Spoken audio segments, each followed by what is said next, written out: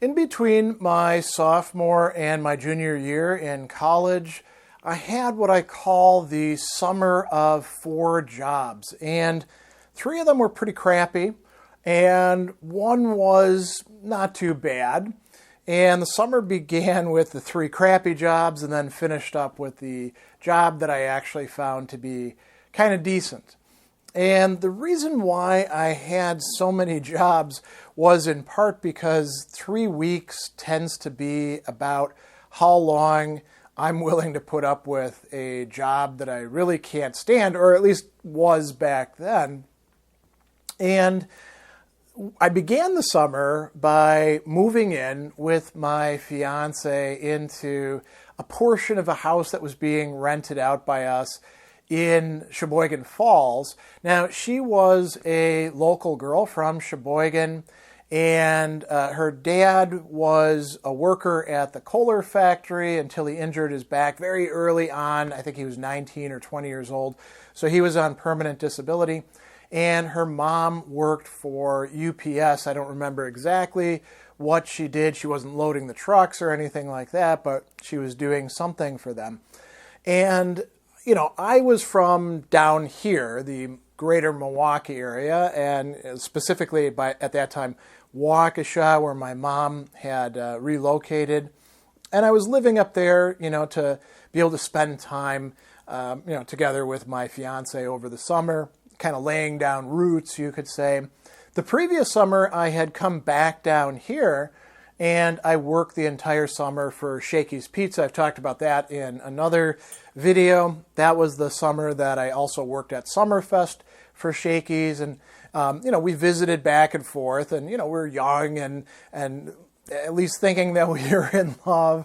And so that summer we didn't get to spend as much time together, so I wanted to stay up there. And her family was very, very, very uptight about the need to have a job. Now, we actually had enough for our rent, and I had like the next year of school basically covered for room and board and all of that sort of stuff. I was taking out a student loan, but it was very, very important in their eyes that I be bringing in money, and I think that I had a job. It was sort of like what would you call it, like a class thing or a prestige thing. And I'd never actually seen this sort of thing. I mean, I rarely have been without a job in the course of my life, but I'm cool having a couple weeks where I'm not working from time to time. I don't have money necessarily coming in, or I don't have a place to be. But for them, that was like a sign that you were a degenerate. And so as soon as the summer started, as soon as the school year was over, there was a lot of pressure. You need to get a job.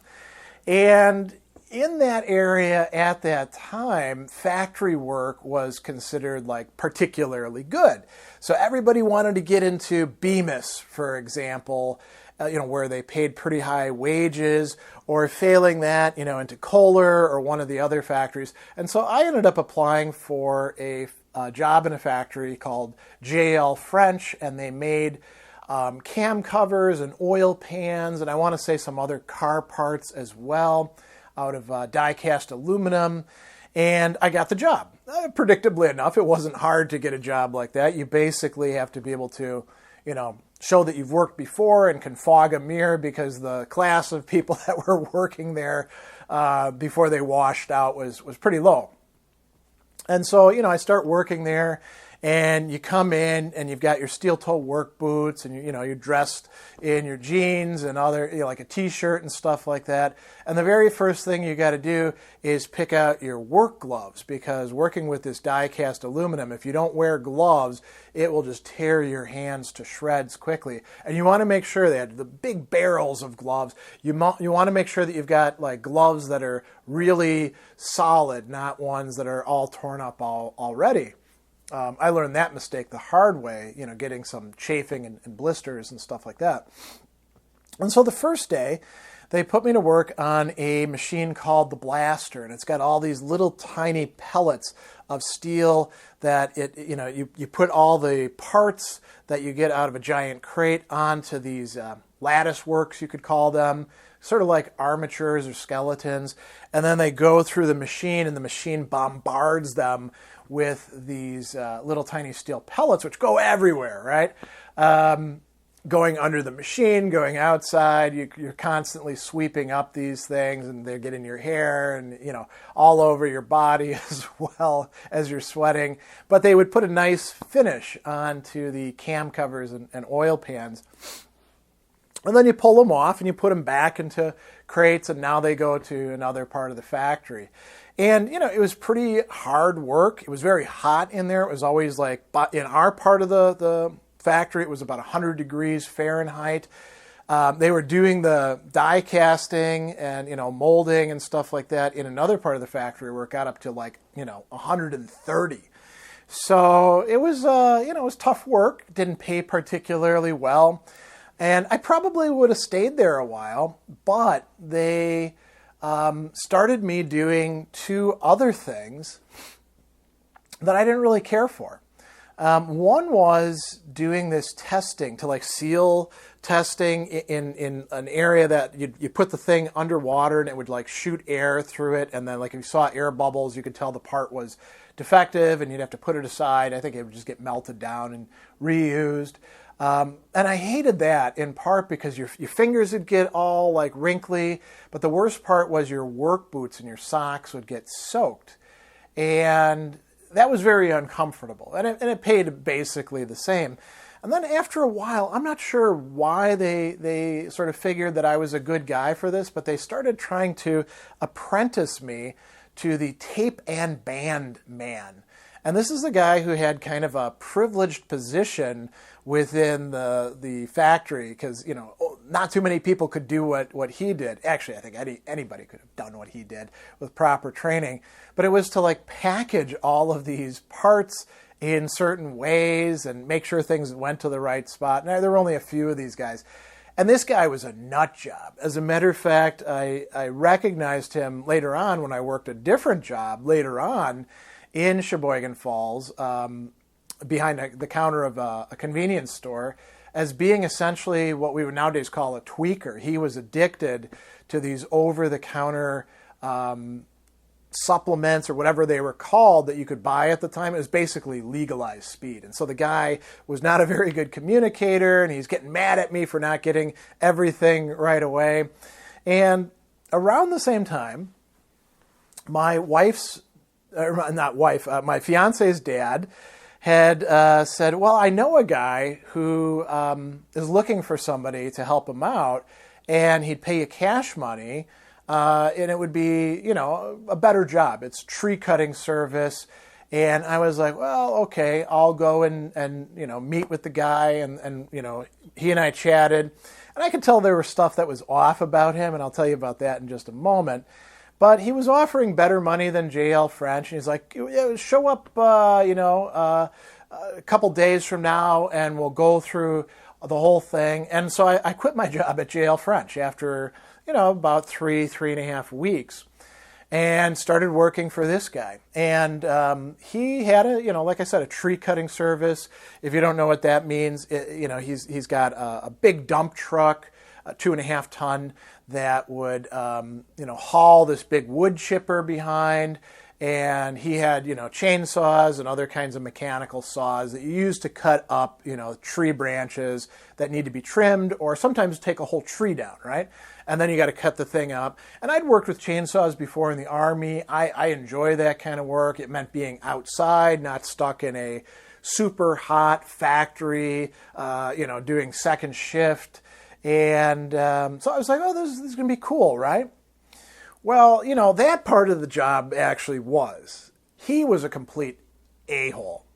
He was what we would nowadays call a rabid MAGA American. He began the morning with coffee and watching Fox News. And throughout the day, he'd be complaining about the immigrants, the Jews, the blacks, the gays, the this, the that, and just a complete sourpuss, And I'd more or less just ignore his bullshit and racism. And he was also like a really crude sexist as well. Obviously not married, obviously not dating anyone, because he rarely bathed and looked like crap, ate like crap, and basically had a crap, mentality. And so I worked with him, and there was another guy that I worked with who was a Vietnam vet who only had one lung but was still smoking anyway. That's the kind of stuff that, very often is the case when you work for stuff like that. And, it paid pretty well. But, it was getting more and more irritating to deal with this guy because he was just such a raging bigot. He couldn't, shut the hell up and just, get on with the work. And I was getting frustrated as well sometimes with the machinery. And one day, the wood chipper wasn't working right. It got clogged with something. I couldn't figure out how to get it unclogged. And I was working on a site by myself where he'd done the cutting and I was just supposed to take care of it. And I was like, man, screw this. And I drove the truck all the way back to his place, left the keys in it, wrote a note, said, I'm done. I'm not working with you anymore. And got in my car and took off. I will mention there was one other good thing about that job, which is I had a friend who tried to teach me how to drive stick before, and I wasn't really able to master it in high school. And in this job, I had to learn stick because the 2.5-ton dump truck that we were using was a stick, right? And so I had to learn how to do stick in the first place and then do engine braking and stuff like that. So that was kind of cool, getting to learn that. That was quite helpful. And it was a lot of fun driving this big truck around, and cutting stuff up and, but he was just such a raging jerk. I didn't want to hang out with him. And, I quit that. And then, of course, my fiance's dad is ticked off at me. My fiance is ticked off at me because now I don't have a job.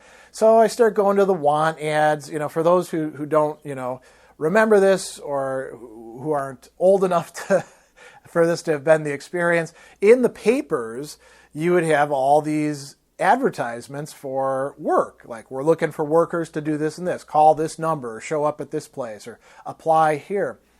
So one of the jobs that I applied for was at Walmart in Sheboygan.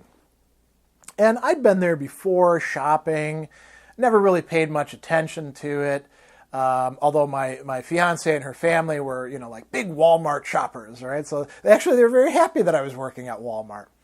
And I show up and they do some orientation stuff. I'd actually worked in a Walgreens before, so I'd done stocking and, customer service, doing a cash register, all that. But they trained me on it anyway. And this tells you how long ago this was. Back then, the policy at that Walmart, and it may have been at many other Walmarts, was that men could not be cashiers, working in front at the cash registers, unless there was too many customers, and then they would draw, male workers to the front to be cashiers temporarily. But it was supposed to be women, and things were very, very sex segregated. So obviously you're not going to work in women's clothes or jewelry.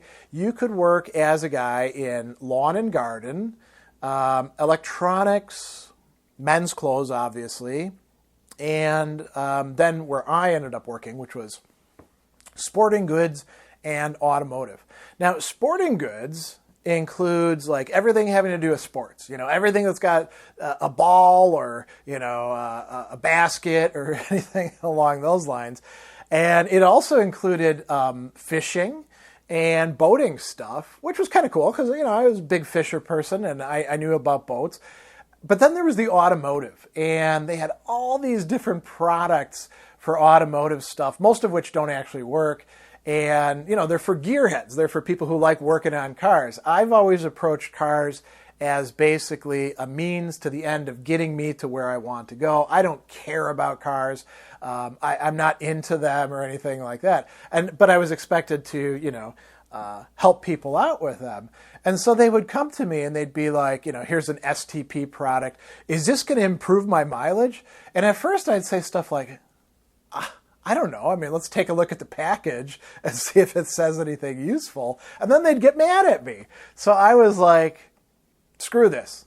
I'll just tell them whatever they want to hear. Yeah, of course, that's going to, improve your mileage. I use it in my car all the time, and I just bullshit people about that sort of stuff to keep them off my back because it's a minimum wage job. And, if you're stupid enough to ask somebody, some kid in automotive who probably doesn't know anything about it, some questions, well, you're going to get crap answers. So I did that. The sporting goods was kind of fun. The weird thing about sporting goods, though, was that guns, because of hunting, were included in sporting goods.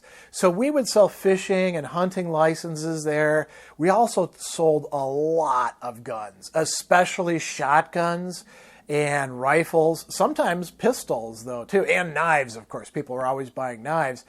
And one thing that I remember about selling all these guns was you could not sell guns and ammo to the same customer in the same purchase. They had to be purchased separately, and you wouldn't allow them to have the gun and the ammo at the same time. If somebody was buying both of them, then somebody else in sporting goods and automotive had to either take the gun or take the ammo and walk it to the door along with the person.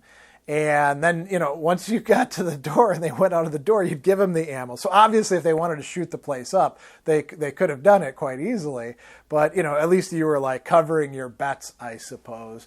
And that's what I did for, about another 3.5 weeks or so. And I was starting to get the hang of it. It wasn't too bad. I was getting to know my coworkers and, settling into a kind of routine. And then I got a call from Lakeland College, and it was quite interesting. They said, hey, we are getting rid of our security guards that we've got, and we're going to start a whole new security guard thing.